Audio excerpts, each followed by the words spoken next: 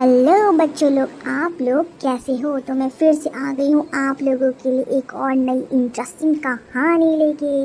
तो आज की कहानी का नाम है दो घड़ों की कहानी। तो कहानी शुरू करने से पहले आप लोग कौन कौन मेरे इस चैनल पे न्यू हो तो जल्दी से लाइक शेयर एंड सब्सक्राइब कर दीजिए ताकि मेरे सारे नोटिफिकेशंस आपको मिलते रहेंगे। तो लेट्स गेट स्टार्टेड। नदी किनारे एक छोटा सा गांव बसा हुआ था। नदी गांव के लोगों के लिए पानी का प्रमुख स्रोत थी, लेकिन जब बरसात के मौसम आया और गांव में कई दिनों तक घनघोर बारिश हुई तो नदी में बाढ़ आ गई। बाढ़ का पानी पूरे गांव में भर गया, मकान पानी में डूब गए और लोगों को सुरक्षित स्थानों पर भागना पड़ा। बाढ़ के पानी में लोगों के घरों की कई चीजें बहने लगी। उनमें दो घड़े भी थे, एक पीतल का घड़ा था और एक मिट्टी का। दोनों ही घड़े पानी में खुद को बचाने का प्रयत्न कर रहे थे। पीतल के कठोर और मजबूत घड़े ने जब मिट्टी की कमजोर घड़े को संघर्ष करते देखा तो सोचने लगा कि मिट्टी का ये कमजोर घड़ा आखिर कब तक खुद को डूबने से बचा पाएगा। मुझे इसकी सहायता तो करनी चाहिए। उसने मिट्टी के घड़े से कहा, सुनो मित्र, तुम मिट्टी के बने हुए हो और बहुत कमजोर हो।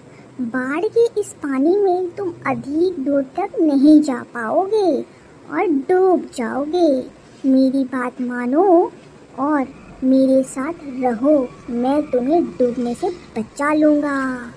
मिट्टी के घड़े ने पीतल के घड़े को देखा और उत्तर दिया, मित्र, तुम्हारी सहायता से प्रस्ताव के लिए धन्यवाद, लेकिन मेरा तुम्हारे आसपास रहना मेरे सलामती के लिए उचित नहीं है।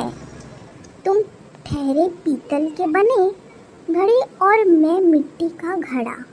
तुम बहुत कठोर और मजबूत हो। अगर तुम मुझसे टकरा गए तो मैं तो चकनाचूर हो जाऊंगा। इसलिए तुमने दूर रहने में ही मेरी भलाई है। मैं स्वयं ही खुद को बचाने का प्रयास करता रहूँगा। भगवान ने चाहा तो किसी तरह किनारे तक पहुँच ही जाऊँगा। इतना कहने के बाद मिट्टी का घड़ा दूसरी दिशा में बहने का प्रयत्न करने लगा और धीरे धीरे पानी के बहाव के साथ नदी के किनारे पहुँच गया। वहीं दूसरी ओर पीतल का भारी घड़ा भी प्रयत्न करते रहा, लेकिन नदी के पानी के तेज बहाव में खुद को संभाल नहीं पाया। उसमें पानी भर गया और वो डूब गया। तो बच्चों, आप लोगों ने इस कहानी से क्या सीखा? इस कहानी से सीख यही मिलती है, विपरीत गुणों की अपेक्षा एक समान गुण वाले अच्छे मित्र कायम कर पाते हैं। तो बच्चों, आप